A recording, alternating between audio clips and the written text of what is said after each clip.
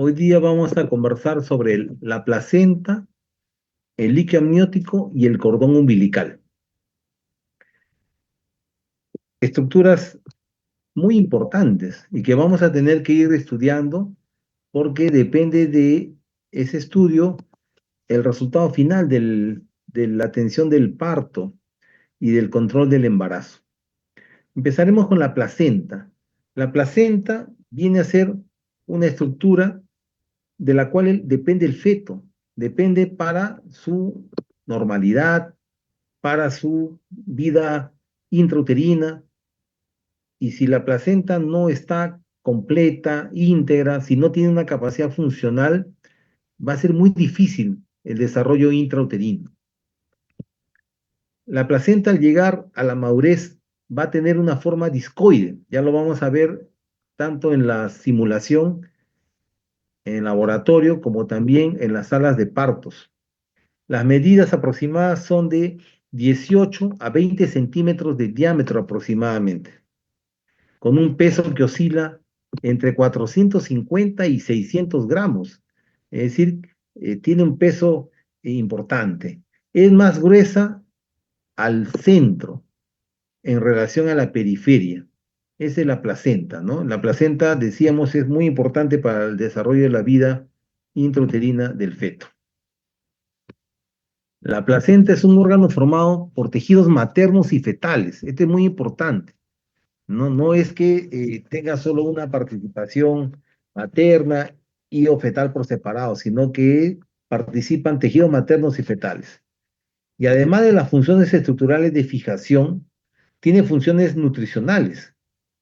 Es decir, el feto se nutre a través de la placenta, los alimentos que pasan de la sangre materna hacia el feto. Además tiene funciones respiratorias. La placenta recibe oxígeno de la sangre materna y a su vez también a través de los vasos placentarios se eliminan CO2 hacia la sangre materna. Tiene funciones excretorias y tiene funciones endocrinas. La placenta es un órgano complejo que va a cumplir con estas características. En su desarrollo hay varias etapas. Tenemos la etapa prelacunar, que va entre el día 6 al día 9, en la etapa lacunar, que va entre el día 9 al día 13, una etapa de desarrollo vellocitario, que es muy importante, y luego se constituye una placenta madura.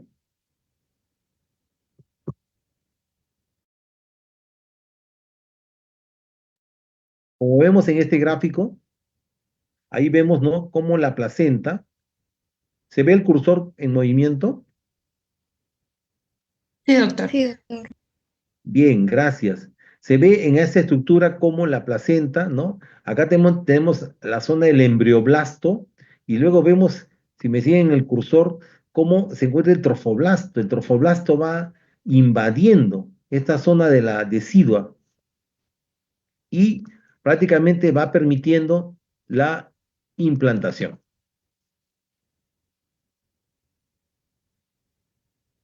Al final de la segunda semana del embarazo, van a comenzar a formarse las llamadas vellosidades primarias, que son la consecuencia de una proliferación del citotrofoblasto y a su vez de una invasión del sincitio trofoblasto. Entre los días 16 a 21 del embarazo, las vellosidades primarias son invadidas por lo que se llama el mesodermo extraembrionario y se transforman en vellosidades secundarias. Estas vellosidades secundarias, a su vez, van a ser las que van a cubrir toda la superficie del saco coriónico. Para el final de la tercera semana, el mesénquima de estas vellosidades secundarias comienza a vascularizarse y se transforman en lo que se denominarán vellosidades terciarias. Es el desarrollo vellocitario de la placenta. Cuando terminamos la cuarta semana de embarazo, estas vellosidades terciarias ya recubren todo el corio. Y dentro de esto el citotrofoblasto avanza y sobrepasa al sincitiotrofoblasto y se une a los tejidos maternos. Para el segundo mes de embarazo, del lado opuesto al polo embrionario, las vellosidades coriónicas degeneran y se llama esto formación del corion leve, mientras que aquellas que están en el polo embrionario siguen creciendo y siguen dilatándose, y a esto se le llama corion frondoso. Luego, más adelante, la única porción del corion que participa en el proceso de intercambio es el corion frondoso, que junto con la decidua basal van a formar la placenta finalmente. Entonces decíamos tejidos fetales y tejidos maternos forman parte de la estructura de la placenta. Tenemos en este gráfico, ¿no? Vemos acá, ¿no? El producto de la gestación, ¿no? Y vemos que está uniéndose por el cordón umbilical, y vemos acá, esta es la estructura llamada corion frondoso. El corion frondoso es el que está prácticamente cerca al polo llamado embrionario. Y por detrás del corion frondoso descansa la decidua basal. Al frente del polo embrionario, que vendría a ser este, se encuentra el corion leve. Este es el corion leve. Y detrás está la decidua capsularis. Y más atrás la cavidad uterina. ¿Está bien? Entonces, eso es importante para poder reconocer, y esto se va a ver también, ¿no? En los exámenes ecográficos se van a ir determinando esas estructuras. Muy bien.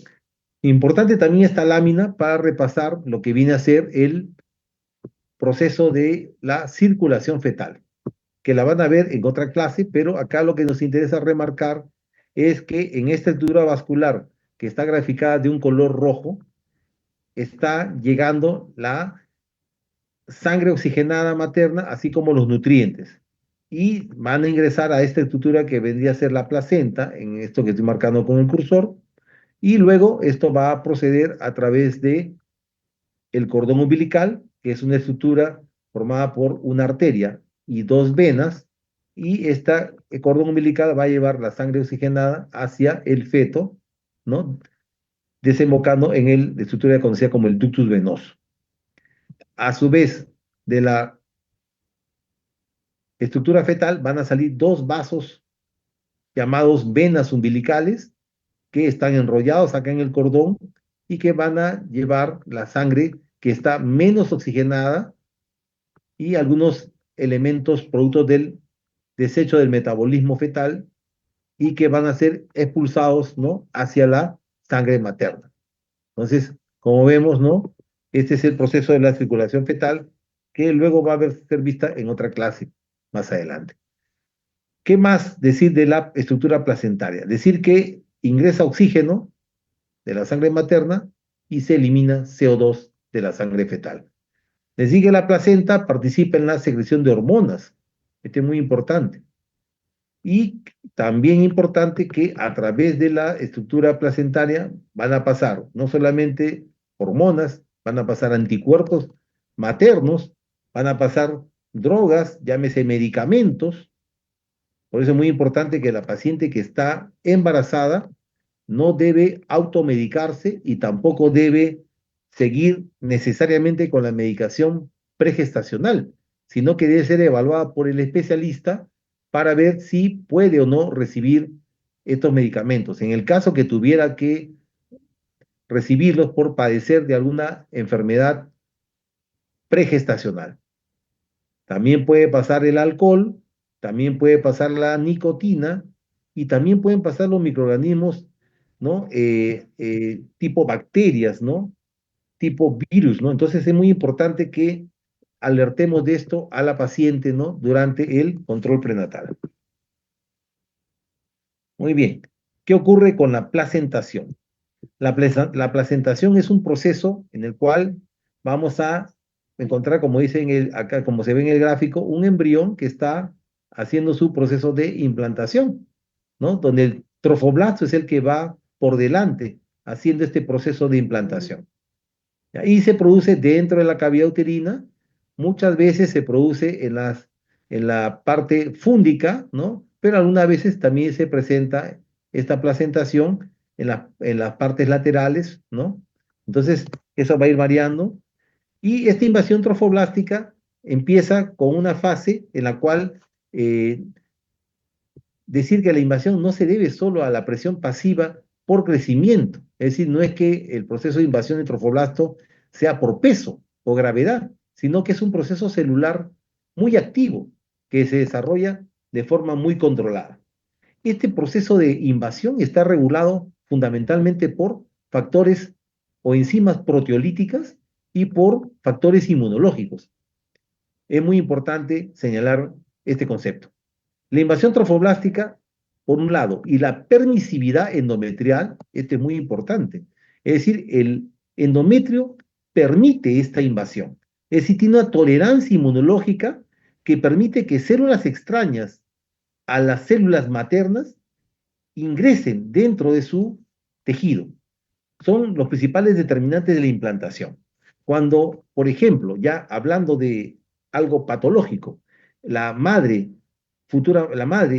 gestante no permite este proceso de invasión trofoblástica por una tolerancia inmunológica alterada, prácticamente se genera un rechazo a la implantación y termina muchas veces en aborto.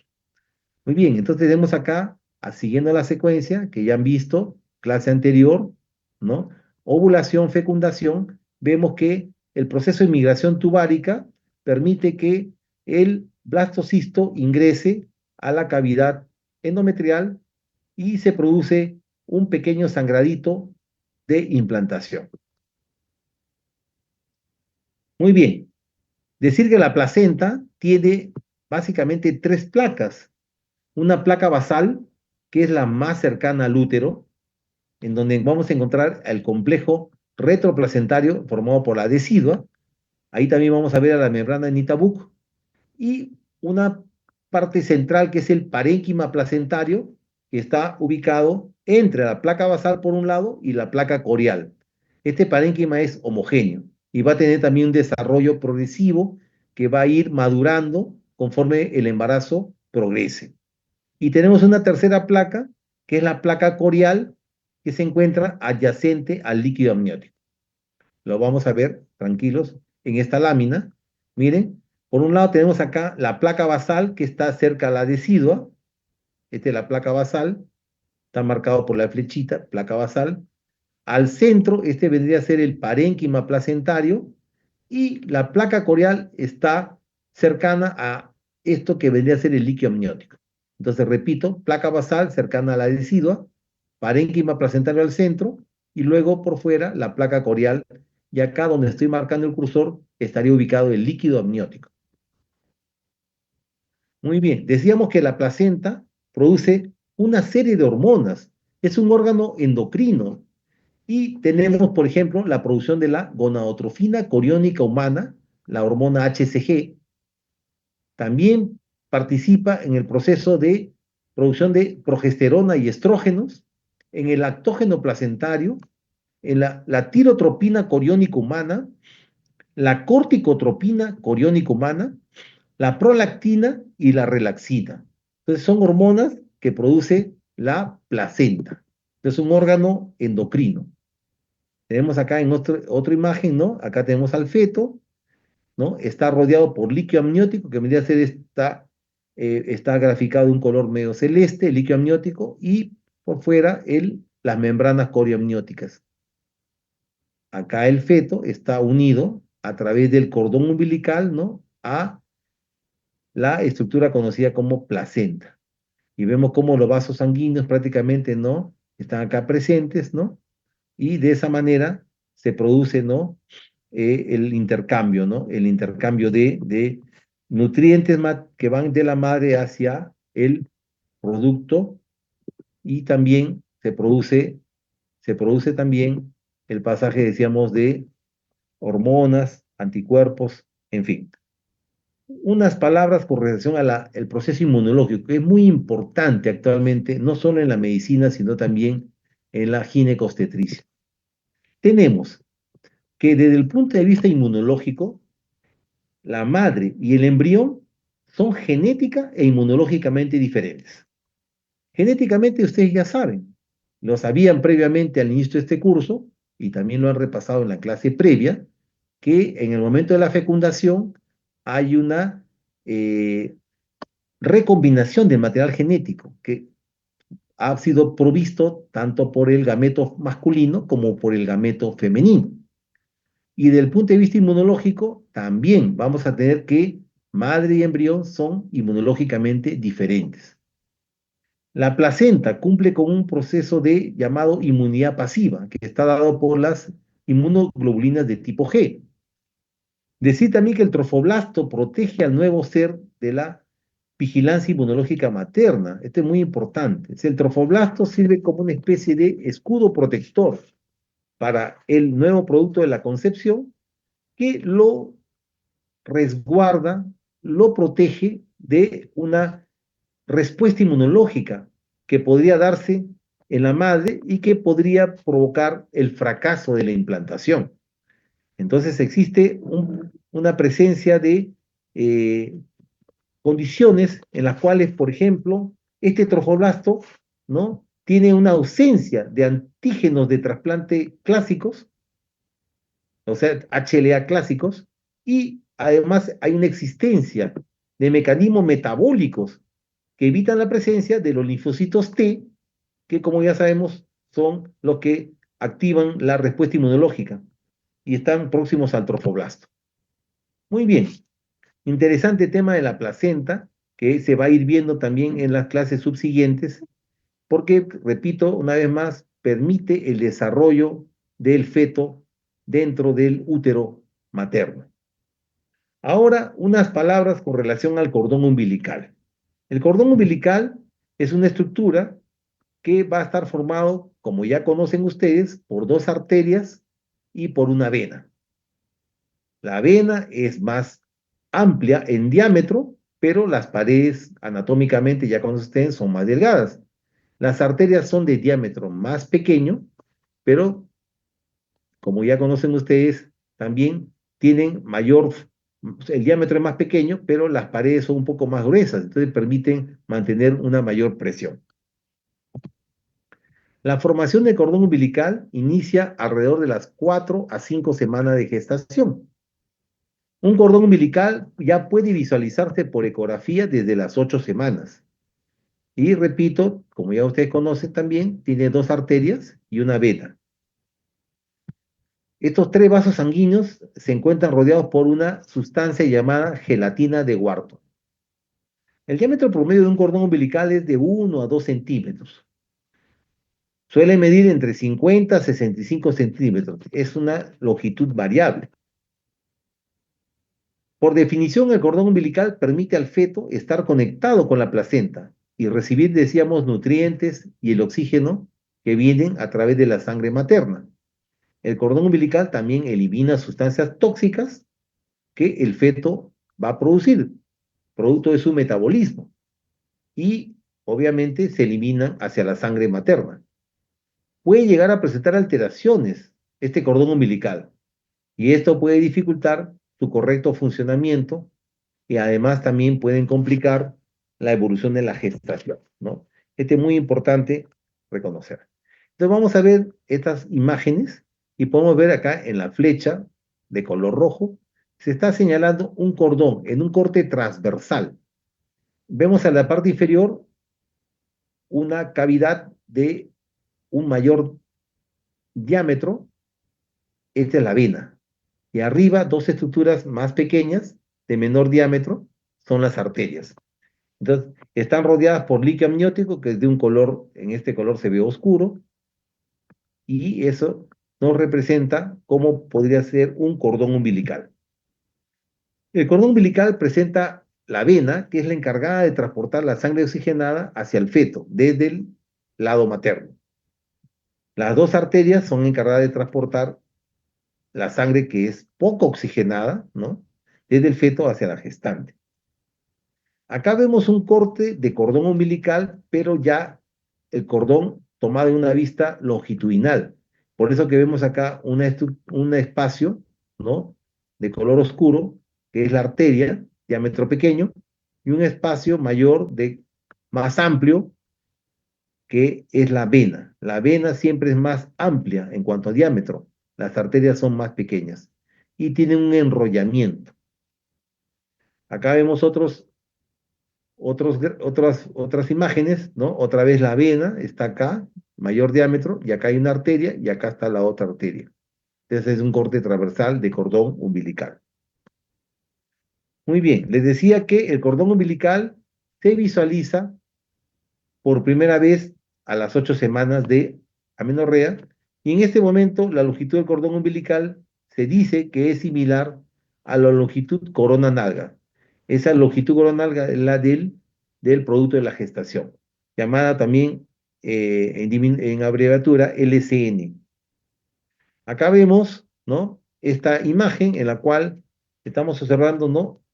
Un cordón umbilical en donde por efecto Doppler y por programación se ha programado del color violeta, digamos, morado, la vena, y de color rojo, las arterias, ¿no? Esta es una imagen de ecografía Doppler, porque por Doppler también se puede ver el cordón umbilical. ¿Qué patologías afectan al cordón umbilical y que son importantes reconocerlas, ¿no? Y ahora les voy a contar algunos casos clínicos también, ¿no? Sobre cordón umbilical. Hay anormalidades del cordón umbilical que pueden ser detectadas por medio ecográfico, por supuesto. Entre las anormalidades de cordón pueden asociarse con anomalías fetales, es decir, feto con anomalías, anormalidades cromosómicas y posibles complicaciones durante el embarazo. Por ejemplo, alteraciones del cordón umbilical vienen a ser la alteración del número de vasos sanguíneos. Es decir, podemos tener lo que se llama la arteria umbilical única. Hemos dicho que normalmente son dos, en este caso, arteria umbilical única, y también podemos tener lo que se llama cuatro vasos umbilicales. Hemos dicho que son tres normalmente. Otras alteraciones del cordón umbilical pueden ser los quistes falsos de cordón, el hemangioma de cordón, el teratoma de cordón, el hematoma y algunas hemorragias de cordón umbilical. ¿Qué pasa con la arteria umbilical única? La arteria umbilical única presenta, como su nombre lo dice, una sola arteria. Se puede detectar precozmente este hallazgo por ecografía. Está asociada a malformaciones, ya sea cardíacas o renales fetales. Y también se asocia con fetos de bajo peso, con fetos que presentan restricción de crecimiento intrauterino, CIR, y también está asociado a los partos pretérminos. Sin embargo, es una anomalía infrecuente, porque su presentación oscila en menos del 1%. Acá tenemos en esta imagen lo que se llama la arteria umbilical única. Acá está la arteria y más abajo está la vena. Entonces, sí, por ecografía podemos dar el diagnóstico. Acá también otra imagen, ¿no? Acá tenemos la arteria y acá la vena. Siempre acuérdense que la arteria tiene un diámetro más pequeño, la vena tiene un diámetro mayor. A la, a la, digamos, al lado derecho del cursor, vemos acá también la representación esquemática de lo que hemos estado mencionando hace un momento. Muy bien. Y en cuanto a las alteraciones en la longitud del cordón, podemos tener lo que se llama el cordón umbilical muy corto, que es un cordón umbilical de menos de 30 centímetros, que puede complicar el descenso del feto por el canal del parto, ¿no? Entonces, como vamos a ver en las clases, ¿no? Sobre todo en la clase de simulación, vamos a ver el descenso del feto por el canal del parto. Necesita que el cordón umbilical no le ponga obstáculos. Si el cordón umbilical es muy corto, como ustedes comprenderán, el feto no va a poder descender por este canal del parto y puede provocar distocias al momento de la conducción del trabajo de parto. También puede asociarse a malformaciones, decíamos, en los miembros o deberse restricciones en el desarrollo por falta de espacio. Un cordón umbilical anormalmente largo puede predisponer a lo que se llaman los nudos de cordón. Y a propósito de esto, un caso que se presentó, ¿no? Hace unos años en el hospital, una paciente que cuando se le hacía el control de los latidos fetales, por momentos presentaba episodios de bradicardia. Entonces se le realizó una prueba de cardiotocografía, es decir, de monitoreo fetal electrónico. Y cuando se vio la gráfica, que van a ver ahora en sus prácticas, es casi como hacer un electrocardiograma, pero es, un, es una cardiotocografía externa del feto. Cuando se vio la gráfica, se presentaban una disminución de los latidos de una línea basal de 140 disminuían hasta 100 latidos por minuto, 90 latidos por minuto, pero eran irregulares, es decir, no eran continuas esta presentación de desaceleraciones. Pero conforme iba avanzando el trabajo de parto, se presentaban más frecuentemente las desaceleraciones. Y luego no avanzó el trabajo de parto, no progresó y pasó a una operación cesárea. Y cuando se hizo la cesárea, nació el bebito, felizmente todo bien, Apgar 99, y cuando se fue a examinar el cordón umbilical, tenía un nudo verdadero, es decir, el feto, cuando era más pequeñito, ha estado dando movimientos dentro del vientre materno, a través del líquido amniótico se movía y se había enredado solo y él solito había hecho un nudo, como un nudo de corbata, digamos, ¿no? Para hacer un ejemplo sencillo, ¿no? Y entonces, esto, conforme iba creciendo el feto y al desencadenarse las contracciones de trabajo de parto, se estaba traduciendo como una disminución de los latidos, porque cuando el feto descendía, cuando venía la contracción, se ajustaba ese nudo y provocaba episodios de bradicardia. ¿Qué tal? Si hubiese continuado el trabajo parto, de repente el feto podía nacer, ¿no?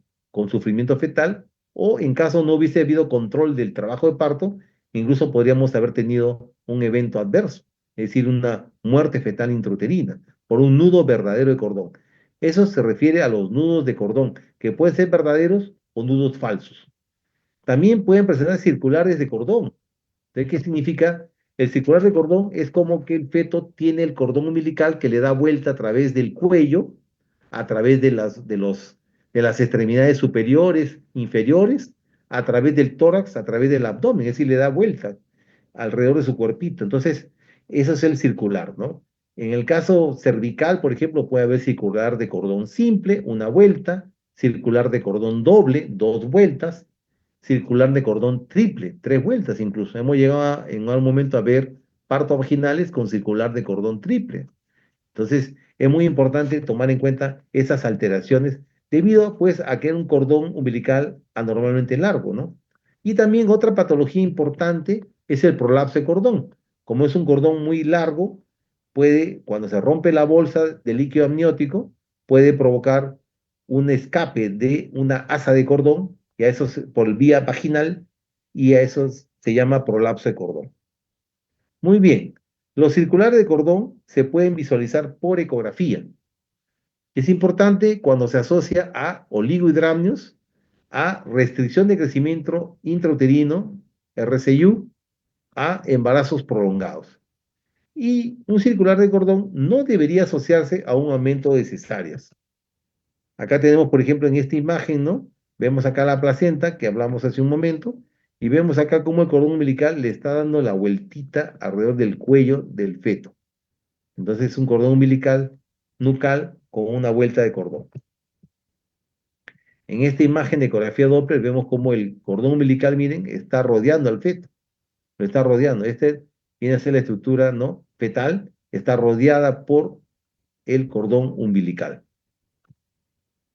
Enrollamientos del cordón. Cuando es insuficiente, se asocia a aumento de la incidencia de óbitos fetales, presencia de desaceleración de los latidos fetales intraparto, a cesáreas por sufrimiento fetal agudo, a alteraciones estructurales y cromosómicas y también incluso a la corioamnionitis. Cuando el enrollamiento es excesivo, se asocia a RCU, desaceleración de los latidos fetales intraparto, trombosis vascular y estenosis de cordón. Son patologías de cordón umbilical.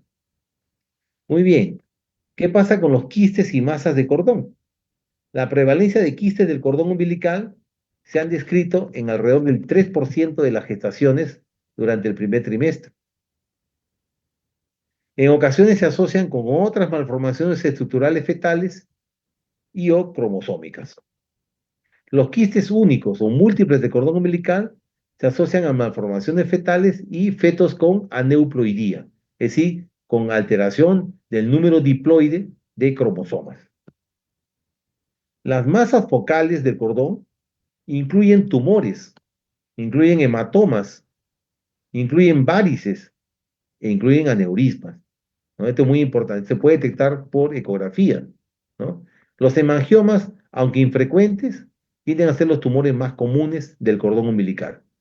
Habitualmente están localizados cerca de la inserción del cordón en la placenta. Muy bien, y ahora conversaremos sobre el líquido amniótico.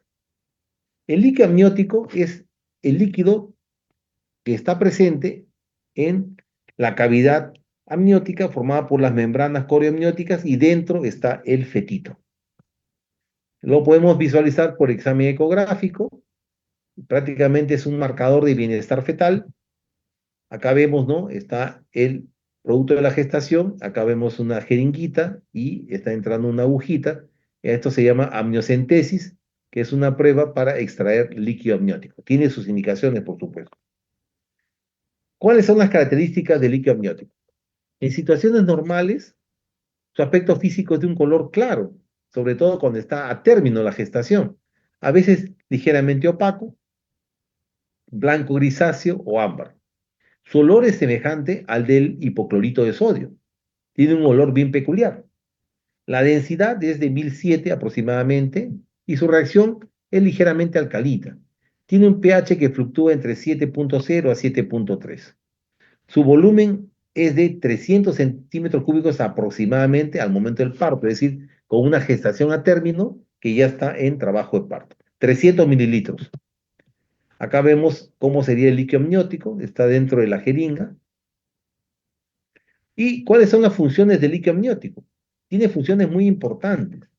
En el embarazo, el líquido amniótico permite que el feto realice sus movimientos. Además, ejerce el mecanismo de amortiguación sobre las paredes uterinas. ¿Se imaginan? Cuando no hay líquido amniótico, el feto está como aplastado por las paredes uterinas. Pero al tener líquido amniótico, le hace como una especie de amortiguamiento, haciendo que los movimientos del feto también sean indoloros para la madre gestante. Protege al feto contra golpes o traumatismos externos. Este es muy importante. Impide la compresión del cordón. Es decir, que cuando no hay líquido amniótico, es decir, hay oligohidramnios, puede haber más casos de compresiones de cordón que provoquen desaceleraciones de los latidos cardíacos fetales. Y al momento del trabajo de parto, también es importante el líquido amniótico porque va a permitir o facilitar que el feto se acomode dentro del canal del parto, ¿no? Esta es una agujita que es la que usamos para hacer la amniocentesis. ¿Cuáles son las funciones del líquido amniótico? Durante el trabajo de parto, contribuye a la formación de la bolsa de las aguas. La bolsa de las aguas es una bolsa que contiene líquido amniótico y que va haciendo camino, provocando que el cuello uterino también presente un proceso de apertura. Y hay una distribución regular de la fuerza uterina sobre el feto durante la contracción uterina. Ese proceso lo hace a través del líquido amniótico. El líquido amniótico es un método diagnóstico del estado de bienestar fetal.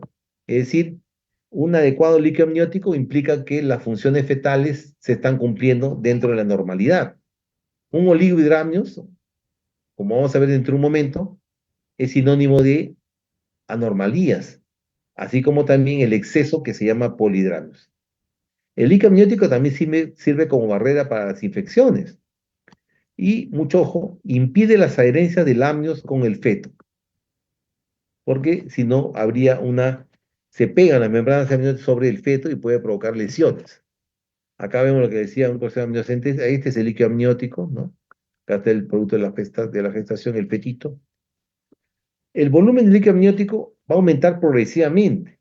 Hasta las 34 a 35 semanas aproximadamente, podemos tener un volumen entre 1000 a 1500 centímetros cúbicos, pero luego va a ir decreciendo, ¿no? En forma leve y gradual hasta alcanzar a la gestación a término un volumen aproximadamente de 500 a 800 mililitros. Y esto va a seguir decreciendo más aún al momento de iniciar el trabajo de parto. ¿Cuál es la composición del líquido amniótico? Entre un 98 y 99% es agua y entre un 1 a 2% son algunos sólidos, de los cuales la mitad van a ser orgánicos. Tenemos, por ejemplo, albúminas, sales, minerales, glucosa, lípidos, urea, ácido úrico, creatinina, vitaminas, bilirrubina y hormonas presentes en el líquido amniótico. En el sedimento vamos a encontrar células epidérmicas fetales, células del amnios, lanugo, que son las vellosidades del feto, y material sebáceo, que es el vermes gaseoso. La composición del líquido amniótico. La creatinina. El aumento de la creatinina es concomitante al aumento de la edad gestacional y al peso del feto. Encontrarse valores bajos en fetos prematuros o con déficit de crecimiento. Obviamente, si es un feto prematuro, los valores todavía son bajos. Conforme se va acercando la madurez fetal, va aumentando la creatinina. Urea y ácido úrico también aumentan con el avance de la edad gestacional. Este es muy importante. El líquido amniótico se renueva constantemente. Mantiene su volumen, pero se renueva constantemente. Es decir, no es el mismo líquido amniótico de hace unos días previos. Hay una renovación. El agua y los electrolitos que están presentes en este líquido amniótico se encuentran en permanente intercambio circulatorio entre el compartimiento materno y el compartimiento fetal y la cavidad amniótica. Es un equilibrio la circulación del líquido amniótico. Por un lado está la producción. Participan la piel, los riñones fetales, el pulmón y las mismas membranas coreamnióticas. Pero por otro lado también hay eliminación. ¿Y cómo se elimina este líquido amniótico? A través del tubo digestivo, a través del pulmón y a través también de las membranas. Cuando hacemos el estudio citológico del líquido amniótico, vamos a encontrar la presencia de las células anaranjadas, que a su vez provienen del estrato córneo fetal. La estimación de la madurez fetal antes se hacía por la presencia de estas células anaranjadas. Se decía que cuando es menor de 34 semanas, la cantidad de estas células era menor al 1%. Cuando estaban en 34 a 38 semanas, teníamos entre 1 a 10%. De 38 a 40 semanas, entre 10 a 50%. Y mayor de 40 semanas, más del 50%. Muy bien. ¿Cómo se hace el diagnóstico de la cantidad de líquido amniótico? Se hace dependiendo de la experiencia del ecografista, pero se realiza la medición de las áreas econegativas, es decir, esos espacios oscuros que veíamos en las láminas previas, para tratar de hacer una correlación con el volumen del líquido amniótico intrauterino. Acá, por ejemplo, tenemos esta imagen, ¿no? Si me siguen con el cursor, toda esta parte que estoy marcando con el cursor de un color oscuro es líquido amniótico. Esta imagen que hace una refrigencia es porque esta paciente está ingresando una agujita para hacer amniocentesis, que es la extracción del líquido amniótico. Por eso se ve esta imagen. Muy bien. ¿Cómo hacer el diagnóstico? Si vemos en esta lámina, marcada en el cursor, vemos que este líquido amniótico, por la distancia, por los espacios, prácticamente estaría dentro de parámetros normales. Sin embargo, en la otra lámina vemos que el líquido amniótico solamente tiene este cuadrante, digamos, ¿no? Entonces estaremos hablando de la posibilidad de un oligo hidráulico.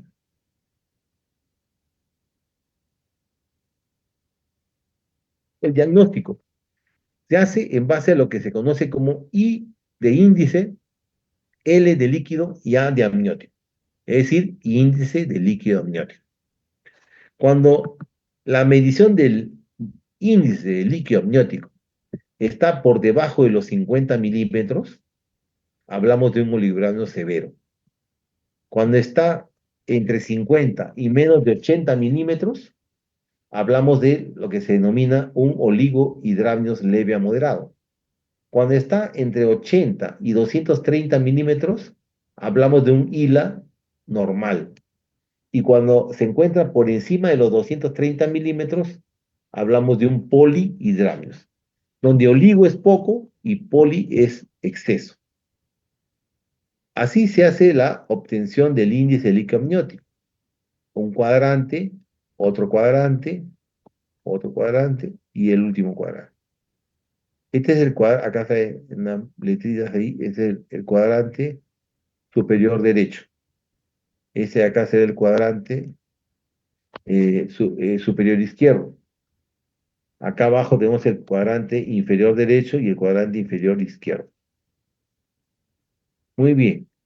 ¿En qué casos va a haber exceso de líquido amniótico? Es decir, demasiada cantidad de líquido amniótico. Casos de polihidramios. Tenemos en los fetos con anencefalia, está asociado a polihidramios. Los fetos con hidrocefalia, está asociado a polihidramios. Los casos de atresia esofágica y duodenal, es decir, donde hay una falta de formación del esófago o una falta de formación de duodeno, hay casos de polihidramios. En los hidros fetalis, son hidros con fetos hidrópicos edematizados, en la diabetes materna, durante el embarazo puede haber polihidramios. ¿En qué casos tenemos oligohidramios? Es decir, lo inverso, lo opuesto, cuando no hay líquido amniótico. En casos de agenesia renal, es decir, ausencia de formación de riñones. Habíamos dicho hace un momento, ¿se acuerdan? Que producción de líquido amniótico, básicamente en los riñones fetales. Si el feto no tiene riñones fetales, estamos frente a oligohidramios. Y ahí también contamos otro caso clínico de una pacientita que ingresó de 20 semanas de embarazo, referida del establecimiento de primer nivel de atención, porque habían realizado un examen clínico y luego una ecografía y reportaban en el examen ecográfico que no había líquido. Entonces la paciente refería que días previos había presentado una pérdida de una secreción líquido por vía vaginal. Entonces ya había la duda si era esa disminución de líquido amniótico por pérdida de líquido, ¿sí? Por ruptura prematura de membrana o por un proceso de ausencia de producción de líquido por parte del feto. Entonces se hospitalizó a la paciente, se le hizo el estudio para descartar una pérdida de líquido amniótico por ruptura de bolsa y luego se le hizo el estudio ecográfico. Y al final, clínicamente no presentaba pérdida de líquido, pero ella insistía que había perdido líquido.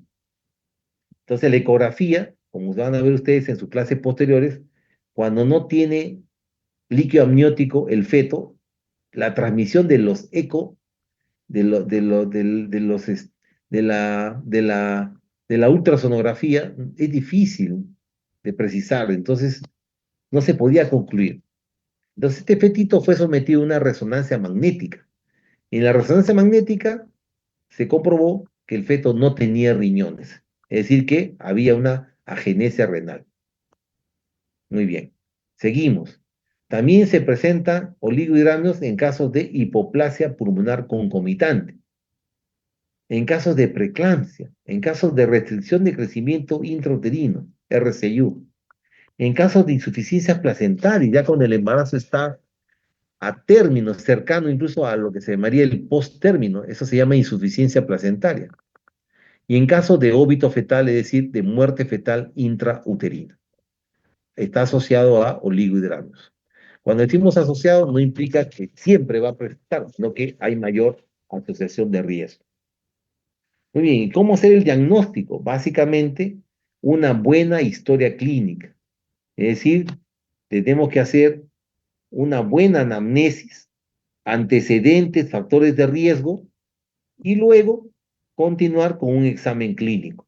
El examen clínico, en este caso, medición de la altura uterina, evaluación mediante maniobras de Leopold, y luego tenemos una aproximación, ¿no?, del diagnóstico por vía examen clínico, para luego concluir con un examen de ayuda diagnóstica que puede ser una ecografía obstétrica, una ecografía morfológica fetal, en algunos casos pacientes con problemas cardíacos, una ecocardiografía, complementar a veces con una ecografía Doppler y finalmente una resonancia magnética, ¿no? Serían los pilares del diagnóstico complementario. ¿Y cómo hacer el manejo de estas entidades o situaciones clínicas? Tendríamos que tener que decir que el manejo va a depender de la patología específica. Es decir, no es lo mismo un manejo de oligohidramios por ruptura prematura de membranas que un manejo de oligohidramios por anomalías fetales, tipo agenesia renal. Es muy importante en el manejo determinar con precisión la edad gestacional. No es lo mismo una paciente con oligohidramios de 37 semanas, que está a término, que una paciente con oligohidramios de 30 semanas, que es un embarazo pretérmino. Determinar si requiere o no maduración pulmonar, que se realiza antes de las 34 semanas. Y finalmente, no olvidar que atendemos a las madres gestantes, pero también a los bebitos. Y entonces, si vas a producirse próximamente el nacimiento de un bebito con problemas de salud, tenemos que interconsultar o avisar a neonatología, porque son ellos los que se van a encargar de la atención del neonato. Muy bien, muchas gracias por su tiempo, su atención. Estamos, creo, con tiempos adecuados. Pueden hacer algunas preguntas, inquietudes, comentarios, sugerencias. Adelante.